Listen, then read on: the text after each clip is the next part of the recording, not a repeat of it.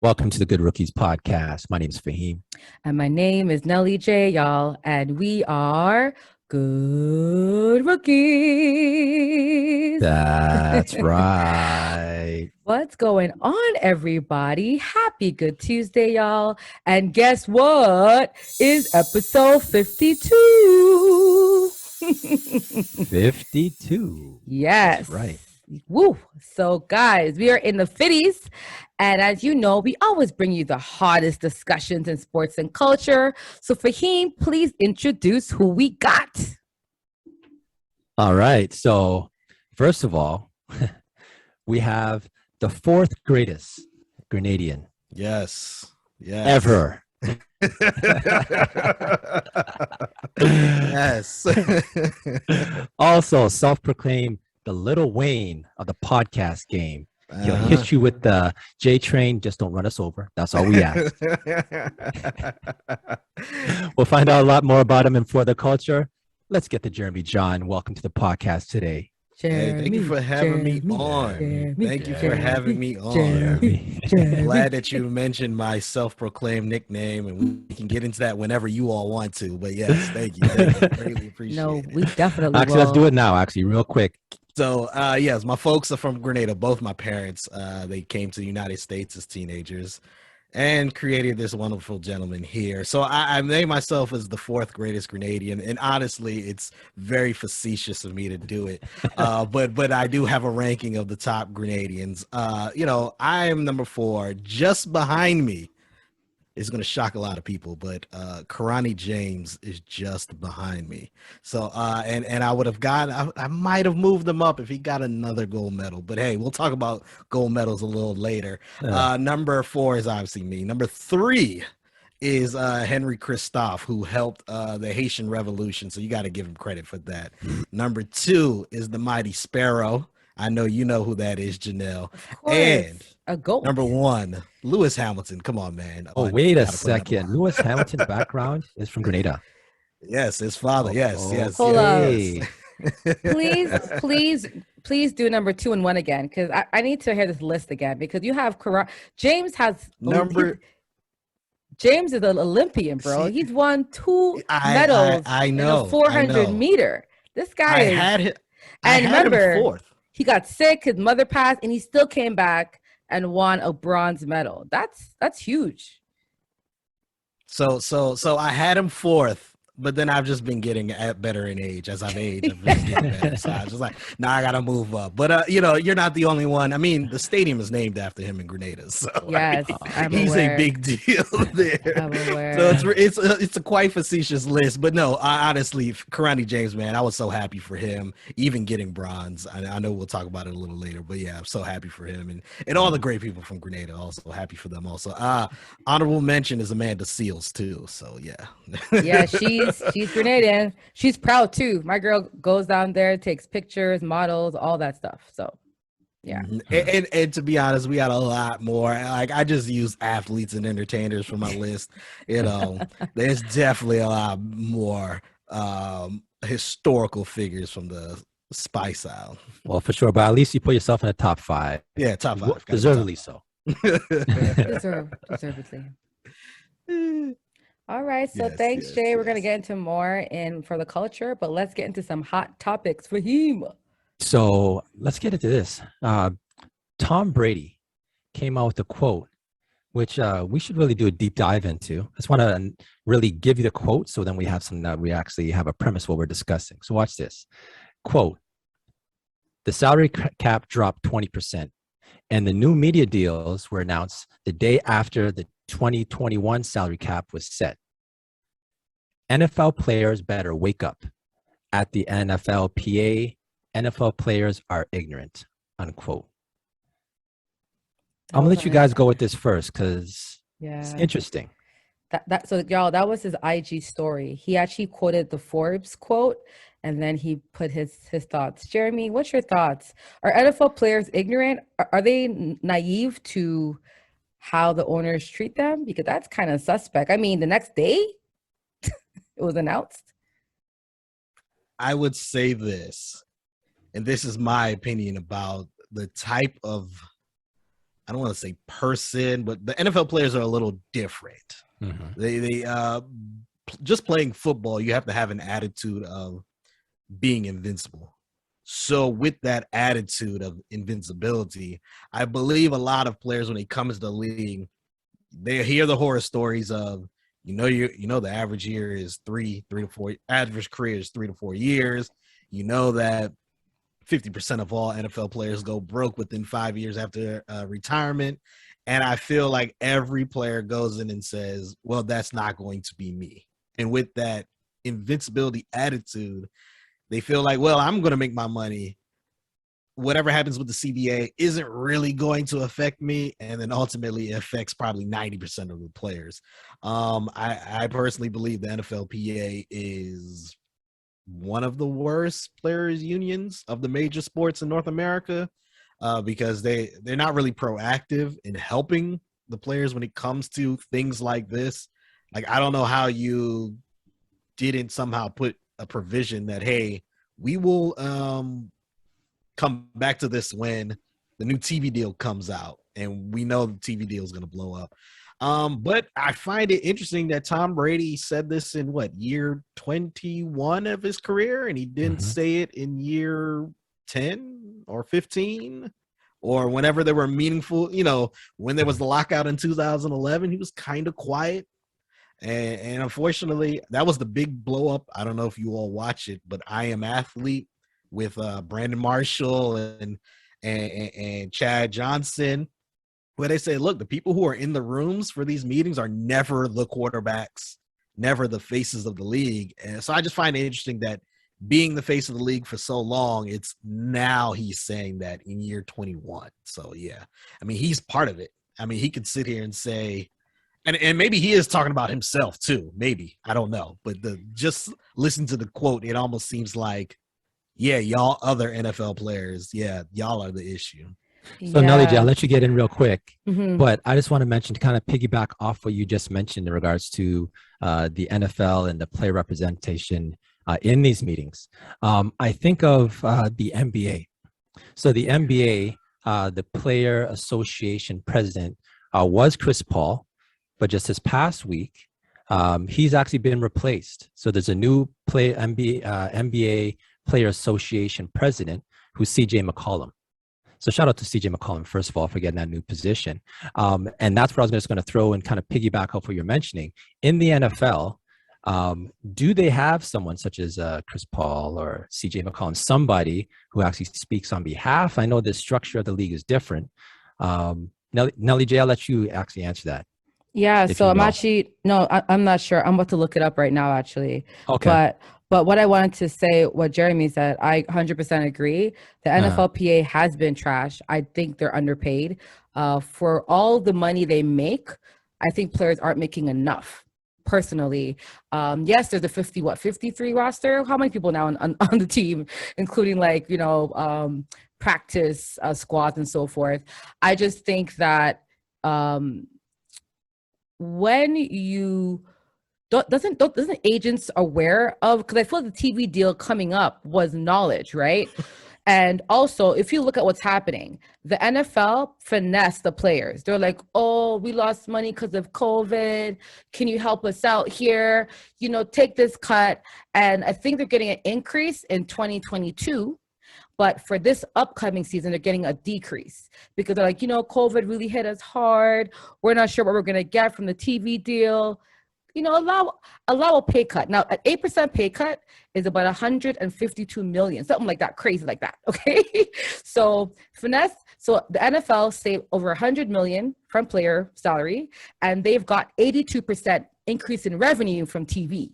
So I don't know about y'all, but these owners finessed these players. And if I'm a player, my agent and these reps should know this. Now, if the owners, again, guys, I'm just saying, if I'm an owner and I know it's coming in, like, yo, listen, convince your other players to do this deal, and I'm gonna give you $1 million. You know what I'm saying? Like, there's many ways to finesse a union because it's a voting thing, right? It's votes. It's like we vote, and whoever votes the most wins. So I'm assuming Tom Brady voted against that vote, and other players voted for that vote, and he's upset now because he goes, look, you see, I told y'all, and look what happened. So I think some players knew. Tom Brady was aware of it, he voted against it, but these players that weren't aware was like, I don't want to go back negotiation, some money is better than no money, you know, like I just think some players vote based on their pockets and not on intelligence. And it just sucks because I don't think these players understand the business of the NFL. And that's why, Jeremy, your point is correct.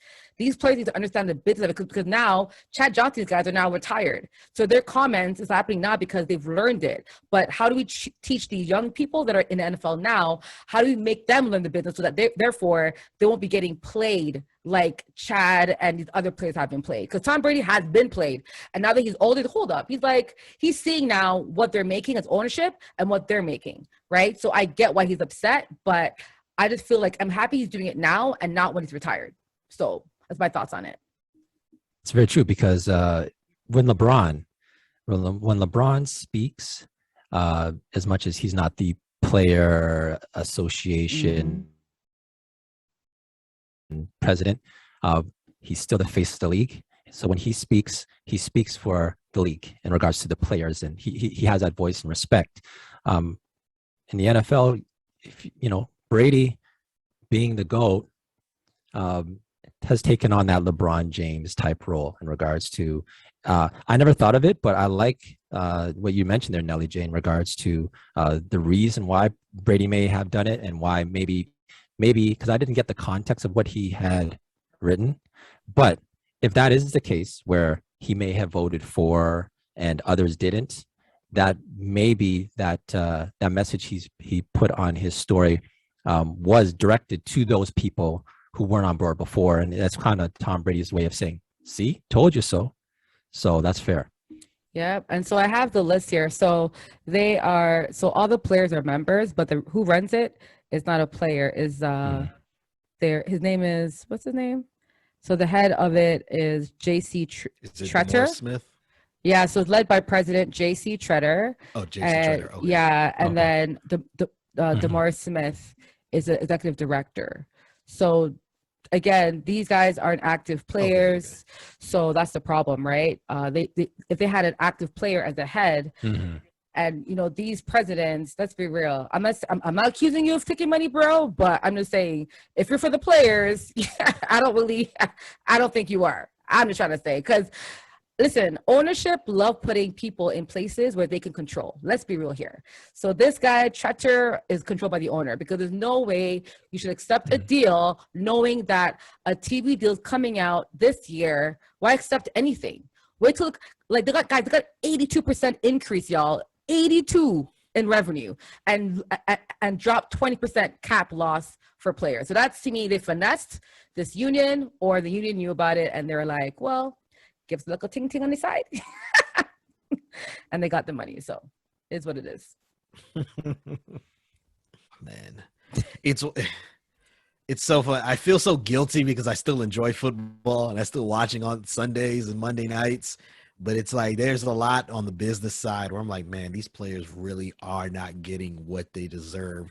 Yes, they may be getting paid more than the average person, but when you think about the sacrifice that they're going through for this job, it's like, man, I can make a case that Patrick Mahomes' deal of $450 million ain't enough for him.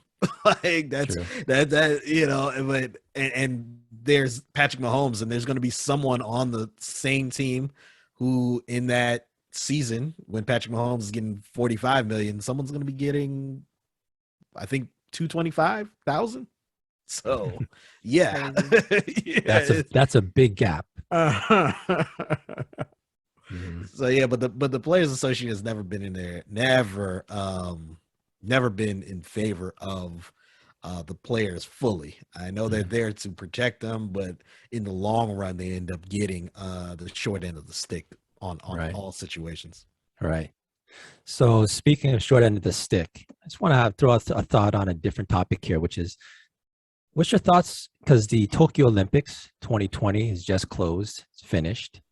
What's your thoughts on the compensation that's in place for Olympic medal winners? Nelly J, anything? Because it varies depending on what country, the type of way that they actually reward their athletes. In some countries, they reward them, very nice, and in some, it seems to be pretty minimal. No, let's call these countries out, Fahim, because these countries need to be called. No, real talk, y'all. How are you gonna let a player sacrifice his entire life for the Olympics and give him? Hold up, some players are rewarded, guys, by pride. What the hell what does that mean? Pride. Okay. So I'm gonna call you out. Great Britain, your team, the medal, the black athletes that ran those medals for Great Britain, they got nothing. Norway got nothing. Sweden people got nothing, and New Zealand got nada. Not a damn thing. Now, I will say Norway, Sweden, and New Zealand, at least they got free education. At least they got free healthcare. Great Britain ain't doing that. So Great Britain, y'all are scamming about damn Commonwealth. Anyway, so I'm going to call them out for that. And then we have the United States who pays these players, what, $30,000? What can that like? If you're in New York, that's gonna cost like what? They'll pay for like 2 months of rent. Like, what the hell is that? Trash. And then now, and hold up. So I'm gonna apologize to Lamont Marcel Jacobs because I called him out. It's an American guy running for Italy. But guess what, y'all? If you win a gold medal for Italy, they will pay you $214,000. So Lamont Marcel Jacobs, I see you, brother. Now I know why you left America and ran for Italy. This all makes sense to me. Keep waving that Italian flag, brother, because you won 2 gold medals for that. That's $430K. You're rich now, Lamont. So I see you, brother. I apologize. Now it makes sense. Anyway, secure the bag. This is secure that bag. So if I'm American, I ain't running for America. F that. I'm going to Hungary. Hold up. So these countries pay 6 figures. Singapore, Taiwan, Indonesia, Bangladesh, Kazakhstan, Malaysia, Italy, Philippines, Hungary, Kosovo. You black athletes, y'all, go to those countries right now. But America, real talk, because they're gonna pay you like I think Bangladesh. No, guys, we'll talk. I see Indonesia gonna pay you $346,000. $346,000. Right. Y'all Americans better go. You gotta change your passport. Sorry for you. That's crazy to me. No, Singapore was number 1 that I've seen. Singapore's gold medal at Singapore. Jeremy, give me an idea. Singapore gold medal. How much do you think they get? Well, I mean, because you're asking, I'm gonna use context clues. What, like 500,000, probably? Very close. 750,000 for gold. Yo, the grass. Forget the Canadian flag, bro. Just go to Singapore. No, real talk. Guys, I'm not even joking. Great Britain is saying athletes got to rely on speeches and endorsements. Great Britain, you guys are teeth, man. Teeth up ting. So in regards to the Olympics, do you know, so in regards to television rights, which is obviously one of the main driving factors of the Olympics, it's between 3 and 4 billion is what the IOC stands to make in television rights. I mean, there's a lot of money. It's just interesting how the process in which some countries deem it necessary to compensate them more and some don't. If you win a gold medal for the United States, I would assume, Jeremy, you being American, United States, okay, it's not like, for instance, Singapore, I'm sure they're not really in the medal count. When you look at the medal leaders in the Olympics, Singapore is probably not going to be there. Hence the reason why it's it holds much more weight, that gold medal, right? If you're in the United States, though, gold medals are kind of a dime a dozen, right? So you can't expect to be paying that kind of dollar for everyone who wins a gold. So I can understand the go ahead. All right. So I'm saying they can't afford it because I think US only won 20 something gold medals, like 21, 22. So if you look about it, right, if you're going to pay like an NBA player $54 million a year, you can afford to pay $100,000 for a gold medal. I think $45K, guys, the training they do day in, day out, like sometimes their families are like in New York, they're training in Texas, they're training in Florida. Like it's a sacrifice. And I think Mhm. only paying them 45 for a gold medal, that's robbery. Absolute robbery. USA should be ashamed of themselves. I'm sorry. After during a pandemic too, during a COVID thing.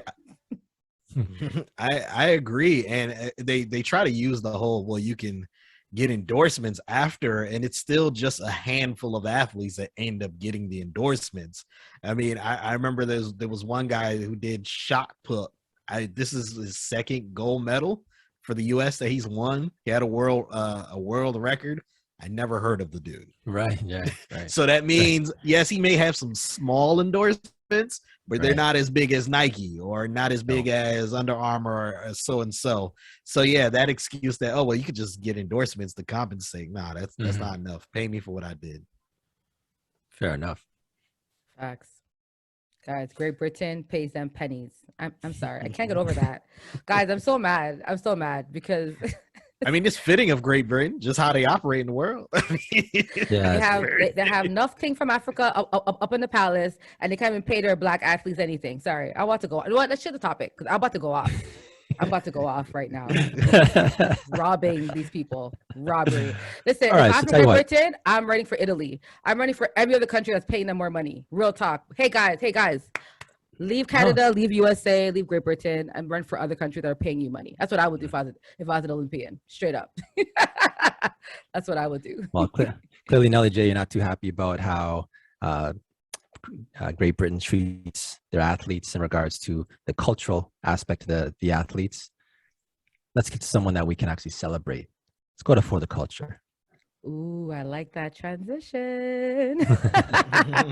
For the culture, we like to highlight individuals that are for the culture. And today, we get to highlight Mr. Jeremy John. Yep. That's right, Thank you, thank you. y'all. No, but Jeremy, you're dope because you have a communications degree, or is that still ongoing? Pursuing, but yes, Pursuing. it's be done in December. Yes. Okay, well, let's manifest it. You have a the degree's Yes. here. Okay, we can see it. Okay, so you have a degree, and I know you're pursuing, and you actually have some big aspirations. So right now, you are the creator and the host of the Sports Reality Podcast, but you want to have a media conglomerate that competes with all the mainstream outlets, which I love because I love seeing my Black fellow people trying for those heights, because if we don't try to reach it, then who knows, right? So I love that. However, you are also a huge Washington, D.C., I guess, local team sport fan, but you're a fan of Dallas Cowboys. How does that even happen, brother? Like, how do you, Dallas Cowboy fan? Yeah. Michael Irvin. It's simple as that, man. I remember as a little kid seeing him on TV, flashy, wearing the 88. My favorite color is blue. I was like, yo, who's that guy out there? Michael Irvin. Who's he play for? The Dallas Cowboys? That's my team. Oh yeah. Played his whole career there, and I'm still here with them. Oh my God, that's so cool. So walk us through the creation of that sports reality show. Why did you create it? And because especially like you being in America, right? What was the need for you to want to create your own podcast? So my friend Rike, a lot of my friends, my close friends, we would just sit around and just talk about sports, talk about pop culture. And back in 2012, I was like, yo, if I ever get the equipment, we should do a podcast. And let's remember, 2012 was a little different compared to 2021, where starting a podcast took a lot of things. You needed a lot of equipment. Well, I ended up getting for my birthday that year a MacBook Pro, which I'm actually still using right now, treating me well. And, I'm playing around. I see GarageBand, and one of the options is to record a podcast. So I say, well, hey, Rike, I have my laptop that has GarageBand that can record podcasts. Let's just start it there. Did it for a few months.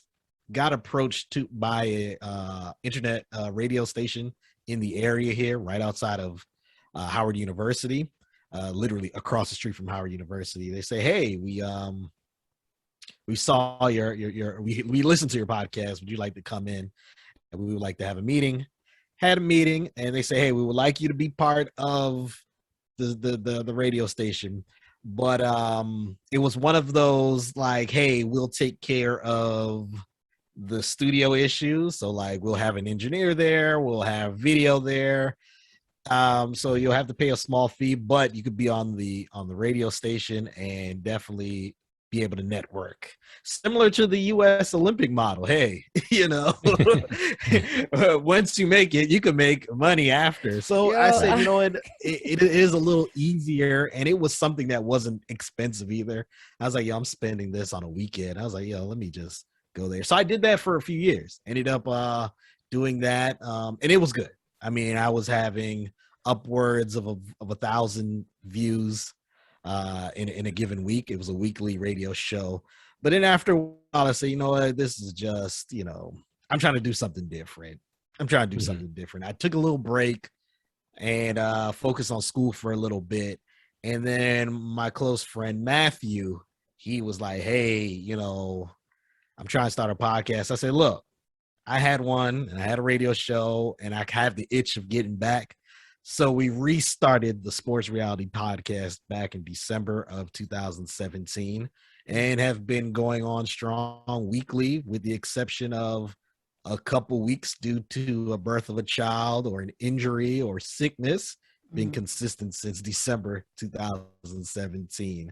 I felt the need to just do it, just to almost instead of trying to tweet threads where, you got to go through 20 tweets just to get a thought out. I was like, hey, let me just speak and put it out there and put it on, audio. And then, hey, now YouTube, let's put it on YouTube. So that's how it started. Just wanted to put my thoughts. I'm a huge sports fan. And I just say, hey, let's just see where this goes. And it's actually propelled me to actually decide what I wanted to do. I had dropped out of school. I was an engineer major, didn't really care about it, was just working, making money, but not a lot of money. And when you get older, you're like, hey, this money that I thought was good a few years ago ain't really helping out right now. Right. So I was like, hey, I need to go back to school. And I say, hey, I do enjoy podcasting. And it started to blow up to what it is now, where people are literally getting jobs to be a podcaster. So I say, hey, let me go back to school, get my communications degree. And so that can help me, get a foot into the door. So that's how it initially started. But now I treat it like it's my internship, and very soon it's going to be my business. Nice. That's nice. So, I love the fact that you switched gears. Like, you were brave enough to say, engineering is a very prestigious job. If you're an engineer, that's wonderful. I actually work with engineers. But for you to say, what? Yes, I could do that, but my passion is not that. To stop, like, regroup and continue. People don't do that anymore. They feel they have to, when they started, they have to finish.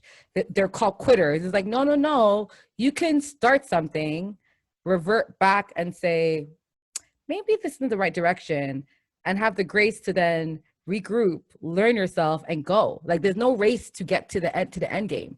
So I really love your story about how you started, stop. I love that. Because I think people think that you start something and you just soar. It's like, no, you have to start, stop, reassess, try different ways.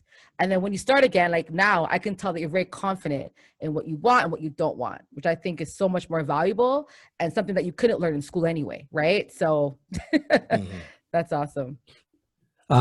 So Jeremy, what episode are you on now? Because I've seen it as like 145. We just finished our 50th week, and we thought, as Nelly J would say, we thought we were lit. Like we celebrated. We got to 50, and I'm here thinking, wow, we really accomplished something, in which we did. But then it puts things in perspective. When I checked out episode 145 from you, and I'm saying, how many episodes does he have in the tank here? Where are you at right now? This week, I believe it's 168 or 69. One of them. I got to go back and look. That's amazing. You guys are goals. Oh, I love it. Well, first of all, I want to say thank you, but also congratulations to you all, because I'm going to be really honest. I know a lot of people who start podcasts, and by episode 5, they're not doing it anymore. Right. I mean, you got to 50. And not only that, you got the 50 in, like you said, 50 weeks. 50 weeks. That is commitment. Yeah. And honestly, I feel like it just gets easier. Like, I remember when I got to episode 50, I kind of felt like I have to have a co-host with me because I don't know if I could fill up any, Mhm. any time. The podcast may last like 15 minutes because I got all my thoughts out. Well, the other day, my co-host, he actually, it's funny, my co-host now is my cousin. He fell asleep. He just didn't wake up in time. So I was like, look, we're running late. Let me start this. And I'm like 30 minutes in and I'm on topic 1. And he comes in and he's like, yeah, man, I was listening. I was like, yeah. And I felt like as you do more and more, you just get more Right. comfortable. And also it's just motivation for me too, because I also see other people who podcast. And one of my good friends, Harold Laws of the Other Side of Sports, they are on like episode 300 something because they started their podcast a few years before I Wow. did as a podcast format. So yeah, so that's what I looked for. I always use other people. Mhm. Yes, I am here, and people say thank you. They congratulate me, but I'm also looking further. So yeah, 50 episodes is great, man. Don't take it for granted. Like I said, I've had a couple friends. Like I had a friend that had one. They did 10 episodes and it was 10 great episodes. And I Mm. was waiting for 11 and they were like, man, I just can't do it. And I was like, man. So the fact that you got the 50 is a big deal. So clap it Thank you. up. Thank you. No, well, Well, we're celebrating you, bro. mhm. 168, 69, that's huge. What can folks expect from your podcast? Like what kind of topics do you cover? And where can they find your podcast as well? So yes, you can definitely catch us on YouTube. The Sports Reality Podcast is the name of the channel.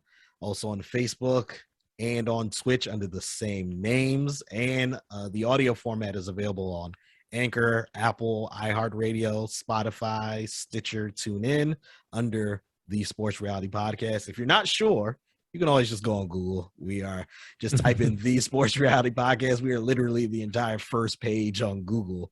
What to expect when you tune into our show? We're going to talk about the popular sports going on mostly in North America. Obviously, with the summer games that just concluded, we will get into that. But we're big in basketball, so NBA, big in the NFL. When Major League Baseball picks up in September and October, we get into that. But then we also have our pop culture segment, which we call the Sports Free Zone, where we just take a break from sports, talk about what's going on this coming week. I know we're going to talk about Governor Cuomo and what's happening in New York. That's one of the things we'll talk about. We didn't have an episode last week due to my school schedule. So we're going to get into the versus battle with the Locks and Dipset. So we talk about serious things and then we talk about ratchet things at the same time. Jeremy, Dating, that wasn't a battle. Relationships. It wasn't a battle at all. But we'll get to all of that. And then we usually wrap up the show where we call it the Reddit topic of the week. My great friend Matthew, who is still my co-host but had to take a break for a little bit. He's big on Reddit. He's the one that introduced me to Reddit. I had never heard of Reddit. And he's like, hey, you got to go on our NBA on Reddit.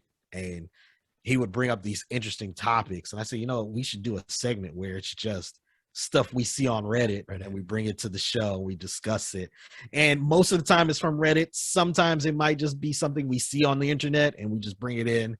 I believe, the last time we just, because the NBA draft was going on live, we actually spoke about the NBA draft.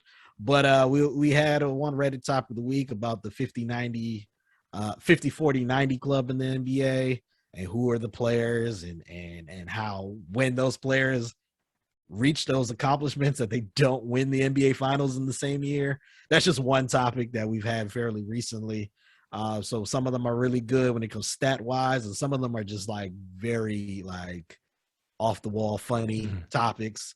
One of the recent ones that we had was funny NBA stories that you couldn't believe you heard, stuff like J.R. Smith throwing soup at a coach. Right. Or, Quintel Woods giving the police officer his rookie card when he didn't have his license when he got pulled over. So it's stuff like that that we get into.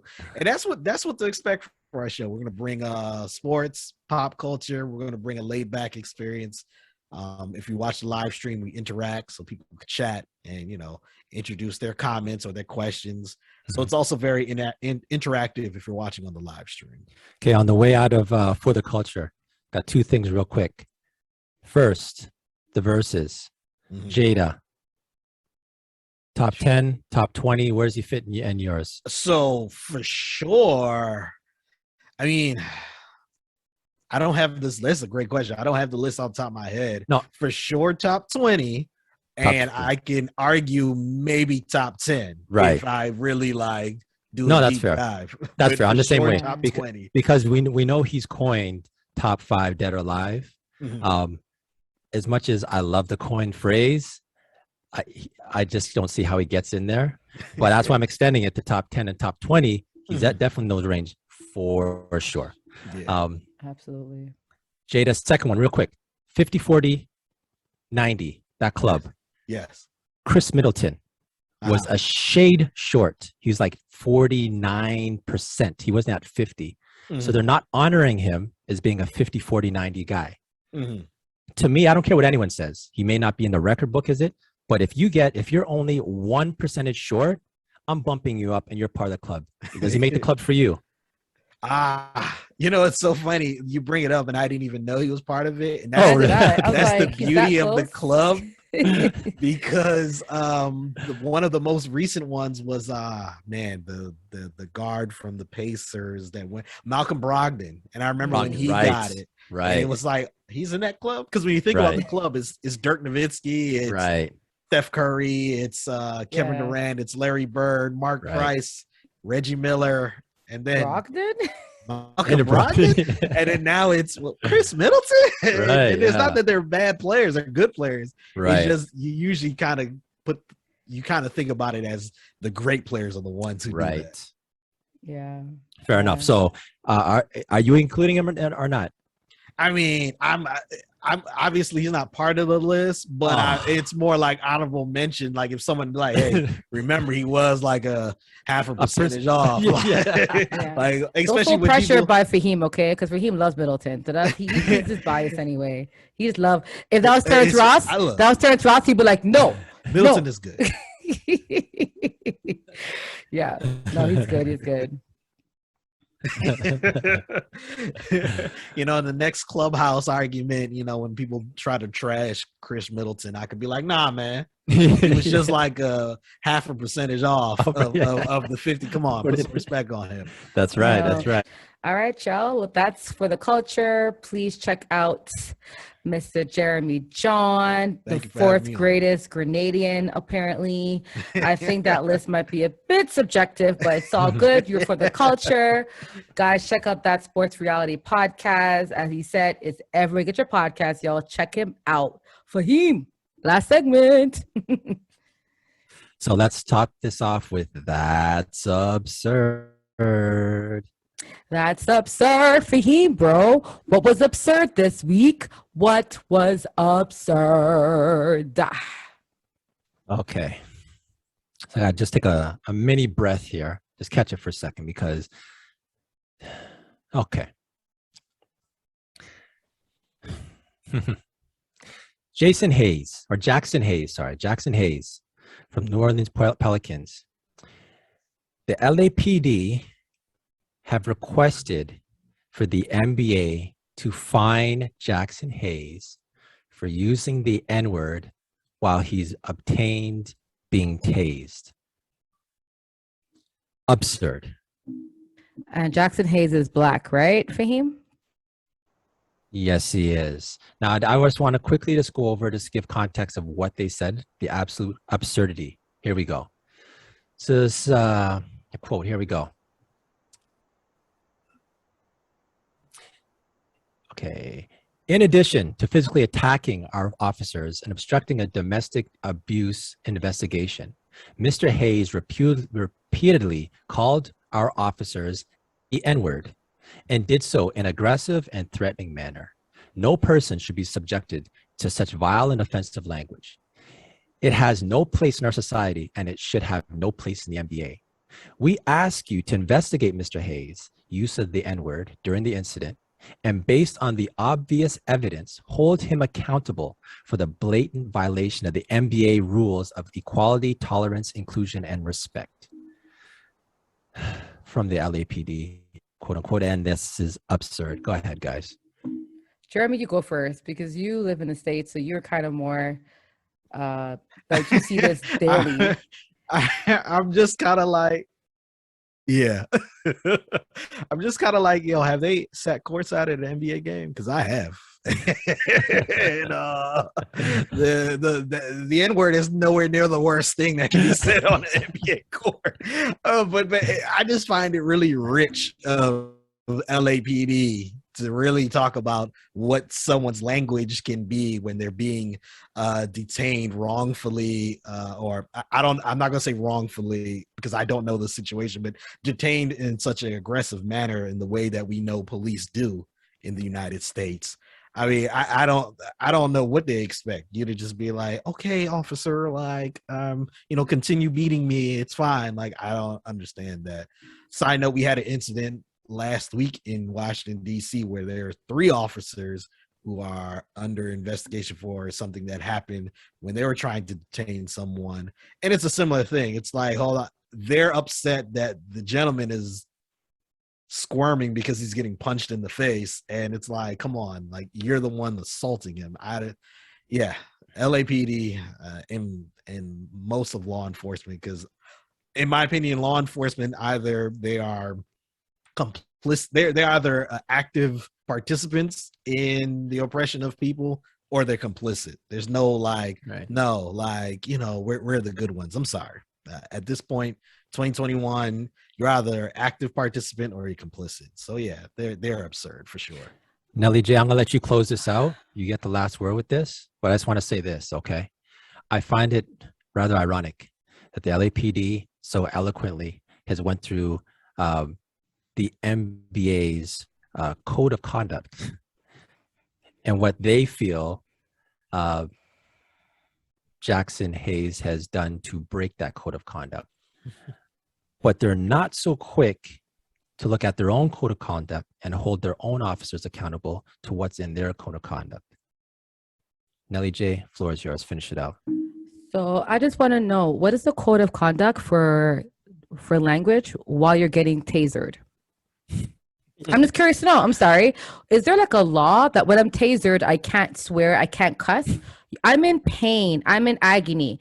I'm not even a part of the people you're arresting, but I obstructed because I was talking back at you guys because I thought y'all were being out of pocket. So because I wasn't quiet, you detained me. Mm-hmm. While you're tasing me, I'm reacting to the pain that I'm feeling. And I called the other black officer, because I'm black, I'm calling him black the N-word. So I don't like, it's the audacity for me. The LAPD has had countless complaints of how they conduct themselves towards black and brown people for the last decade. And they have the audacity to ask the NBA, a league that's built off of black backs, to what, suspend a black player for calling another black man the N-word? Get the hell out of here. That's absurd. Number 1 on my list of the absurdity of the last 52 weeks. This is the absurd of the last year for him. Real talk. Nothing can top this absurd week. Absolutely not. Like, y'all crazy. Mm-hmm.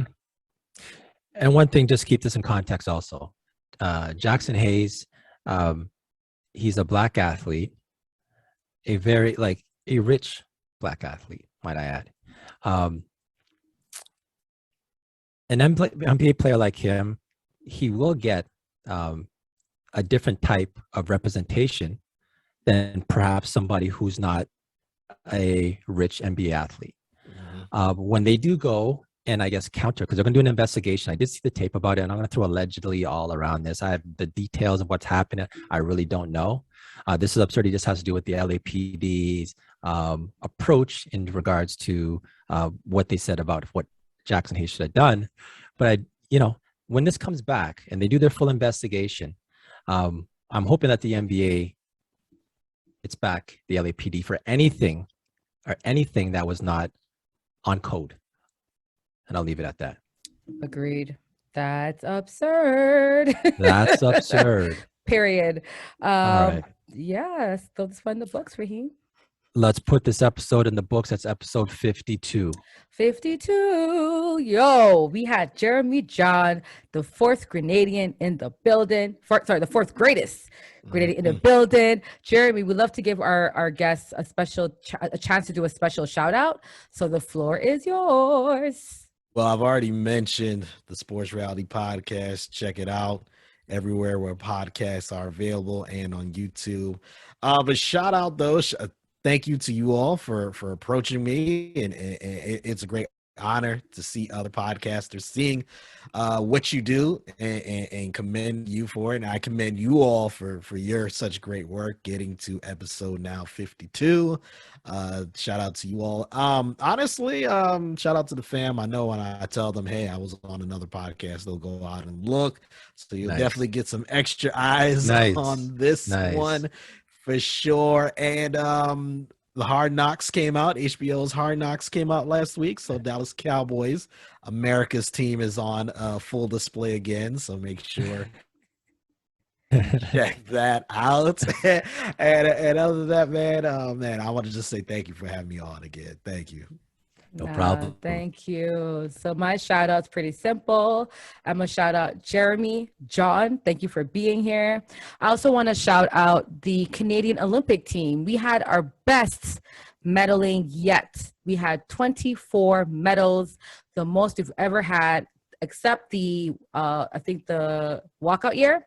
Except that, like, I guess the year we've had the best medals yet. So congrats to the Canadian Olympians. And just so you guys know, 4 out of 6 gold medalists were from London, Ontario. Crazy stat. Yeah. Nice. Yeah. Fahim. All right. Close this out real quick. Jeremy John, thank you very much for coming on the podcast. The fourth greatest Grenadian ever. But definitely the greatest, number one greatest podcaster from Grenada. Hey, for sure. I'll take that too. Greatly appreciated, y'all. Thank you once again. One other quick shout out. Summer League just started. I want to shout out the Toronto Raptors, number 4 pick, Scotty Barnes, looking good. Keep up the work. Welcome to Toronto. And also our second round pick, Delano Bontan. Got to shout him out also.